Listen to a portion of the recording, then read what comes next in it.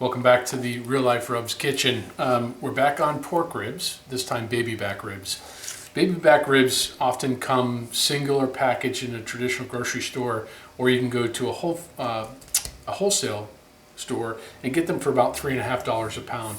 I prefer the wholesale version. It gives me 2 racks of ribs in one package. What I'm going to do is I'm going to go away, I'm going to open this Cryovac package, I'm going to break it down, I'm going to rinse the ribs, dry them off, and then I'll bring them back and I'll show you how to pull the skin off the back of the ribs, which makes them much more tender after they're done cooking. We'll apply some Tres Amigos rub, and then we'll set them up so that they can marinate overnight before we cook them. Be right back. So while I was away, I pulled apart the packaging, I rinsed off the ribs and I patted them dry. It's important to rinse these off, by the way. When they get sealed in Cryovac, there's often juices and other things that get left in there for a period of time. So what I did want to talk to you about was taking off this silver skin on the back. It's a membrane that's on all ribs. You can leave it on, but if you really want fall off the bone ribs, you want to take this skin off. It is actually fairly simple to do. Hopefully I'll get it right the first time. What you want to do is take a sharp knife and you want to score the very end. Just get underneath the membrane on this end. You see how that's coming through the knife? Okay. Then here's the trick. You get a pair of pliers and you start to just grab the edge of the plier with the pliers and roll it. You see how it's starting to come up already, that skin? Once it starts, you grab a paper towel and that skin, pinch it up good, grab on, hang on because it's going to come, and off comes the membrane. Voila. Now some little pieces might remain, you have to go back to it, but that's how you get the membrane off of this, and we'll be back in a sec to show you how to butcher it. Okay, so we've got the silver skin off the ribs. We're going to use Tres Amigos for our rub today. What you want to do now is take this rib and break it down. It so happens there's a dozen bones on here. We're going to cut it down right alongside the bone, and that should come through very nicely, very clean. Okay? And we're just going to section this guy up. Now there is a knuckle bone, as it's called.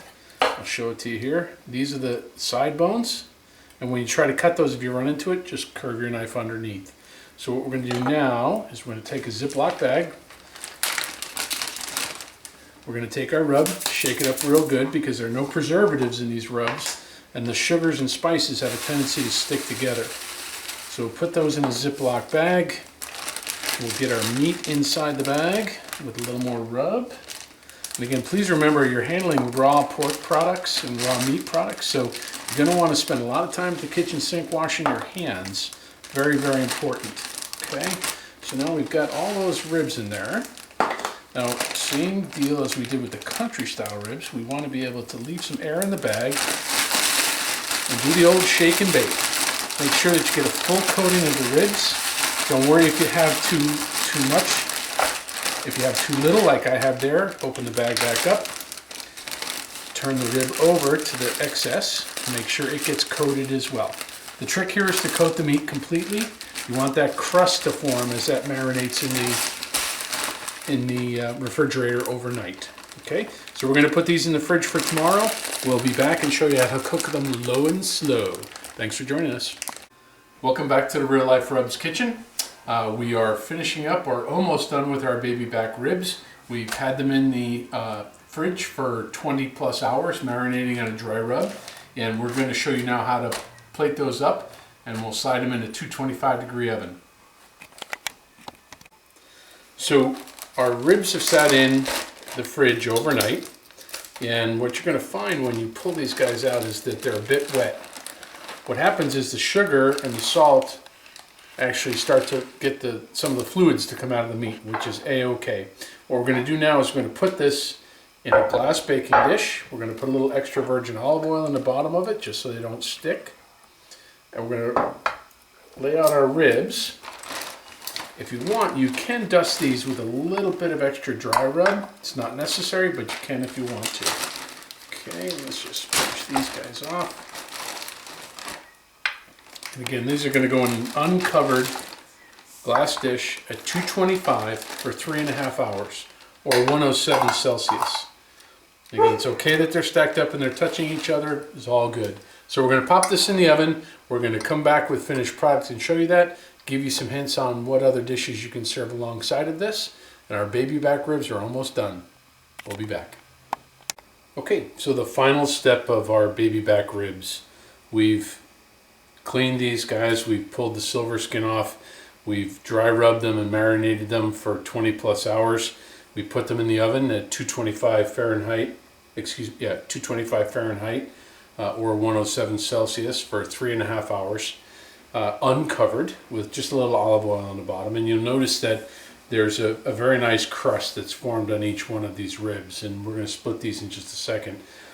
Entirely up to you whether you like sauce, don't like sauce, don't want to sauce your ribs.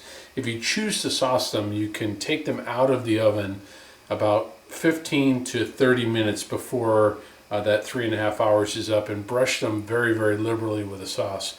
I happen to prefer Sweet Baby Ray's. It comes in 3 or 4 different flavors, which are very, very nice, and it complements the Tres Amigos that we use on these ribs.